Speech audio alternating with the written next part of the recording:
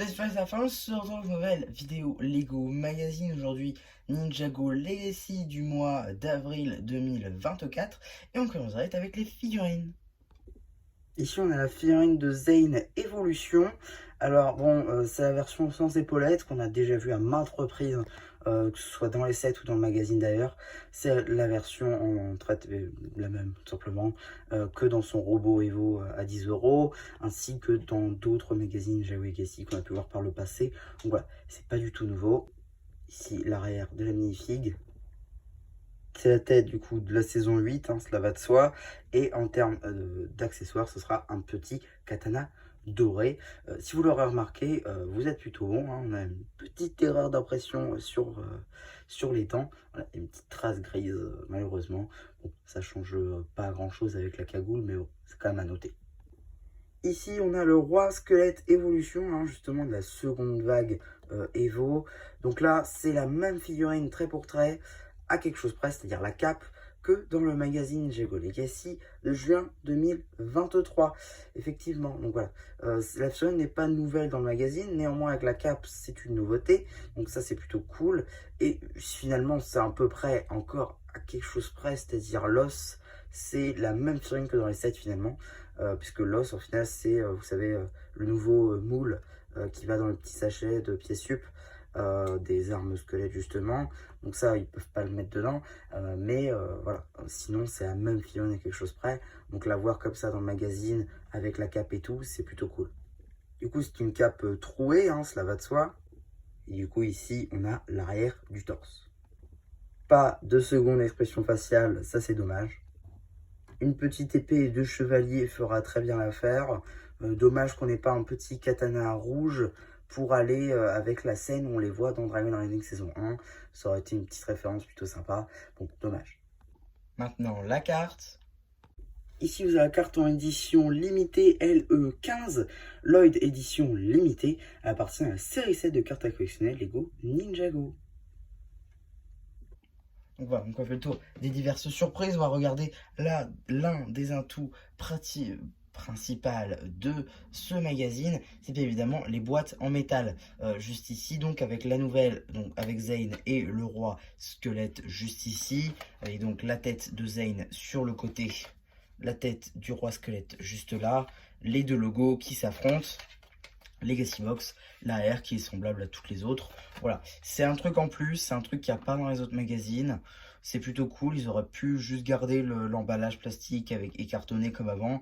Donc c'est un truc en plus, c'est plutôt pas mal. Et bien évidemment, ça se répercute sur le prix puisque aujourd'hui, il est donc à 8,99 € le magazine. Effectivement, ça pique un petit peu, il est vrai. Donc, on a pour commencer une petite publicité pour du coup le magazine Lego Minecraft, dont vous avez d'ailleurs une vidéo sur la chaîne concernant ce magazine. Ici le petit sommaire.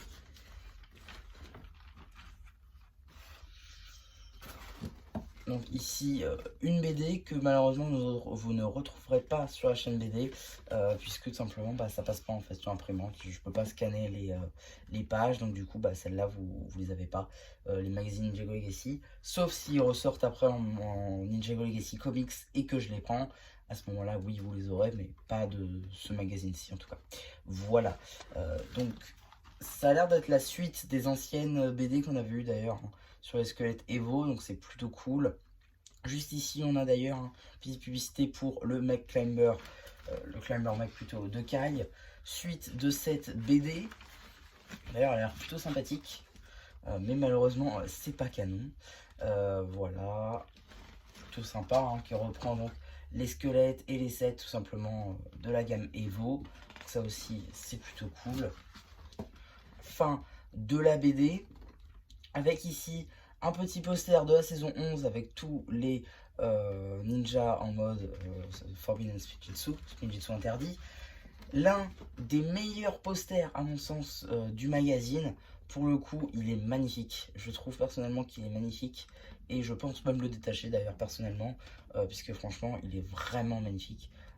Il est très très bien fait en style BD comme ça. C'est plutôt cool.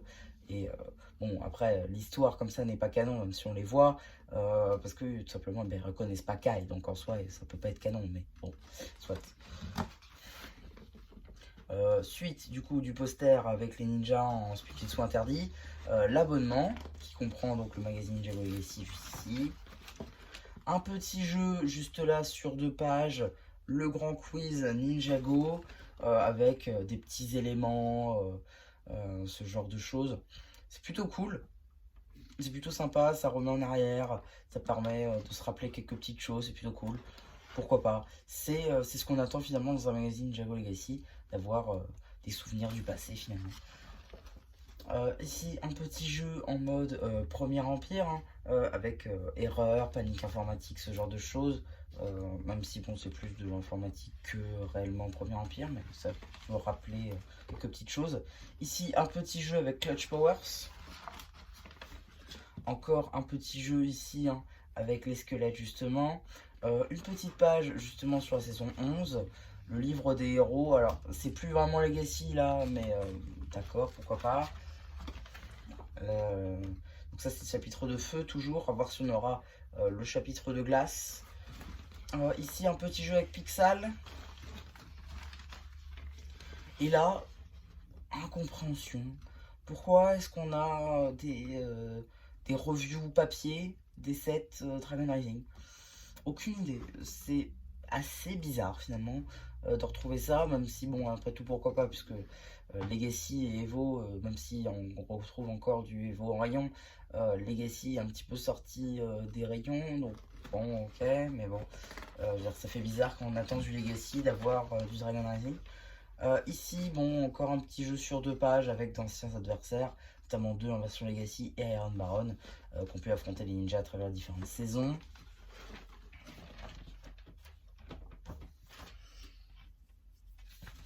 Petite publicité juste ici pour la série 7 de cartes à collectionner Lego Ninjago Dragon Rising. Donc vous avez pas mal d'ouvertures sur la chaîne.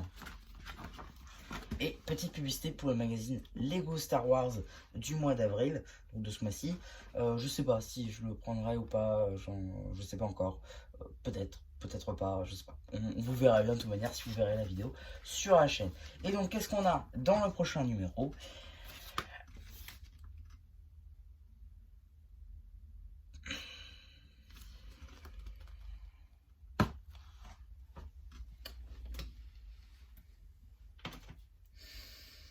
Autant Miss Dynamite, d'accord, c'était dans le set des markets, il était marqué Dragon Rising, d'accord, mais ça n'avait rien à voir au final avec la série, à part les tenues Dragon Rising que portaient Lloyd et Nya dedans. Là, on a Cinder et Kai, en sachant que Kai est en tenue Mech Pilot et pas en tenue Evo, et que Cinder, bah, c'est sa version normale. D'ailleurs, il est complet avec la fourrure, ça c'est plutôt sympa. Et Kai, c'est sa version donc Dragon Rebelle sans la petite épaulette. Donc à la limite, pourquoi pas. Mais je sais pas, ça fait bizarre de retrouver du Dragon Rising dans du Ninjago Legacy. Est-ce que du coup, ça permettrait d'avoir la porte ouverte à potentiellement plus de figurines Dragon Rising, vu que maintenant on va pouvoir les avoir dans ce genre de magazine? Si c'est le cas, c'est plutôt cool parce que ça veut dire qu'on va pas forcément trop louper de figurines des sets, et donc on pourrait se limiter presque au magazine, acheter tous les magazines et avoir toutes les figurines. Ça perdra de son charme effectivement pour les sets à ce moment-là, mais c'est pas mal comme idée, ne serait-ce que de retrouver plus de figurines encore intéressantes. Par exemple, pourquoi pas dans le prochain numéro avoir un Raz contre une Nya Climber, potentiellement, ça peut être très cool, en sachant qu'on va peut-être avoir Lloyd Climber dans un prochain Ninjago normal. Donc, ça peut être très sympa, ça peut ouvrir de nouvelles portes. Après, c'est peut-être aussi juste le temps d'un numéro, mais pourquoi pas, ça peut être très sympa, l'idée peut être bonne. Voilà un petit peu hein, pour ma vidéo sur ce magazine, j'espère qu'il vous aura plu. N'hésitez pas à me faire penser quand j'aurai fait le post communautaire, et voilà, bah du coup, c'était Absharpu qui vous dit bye bye.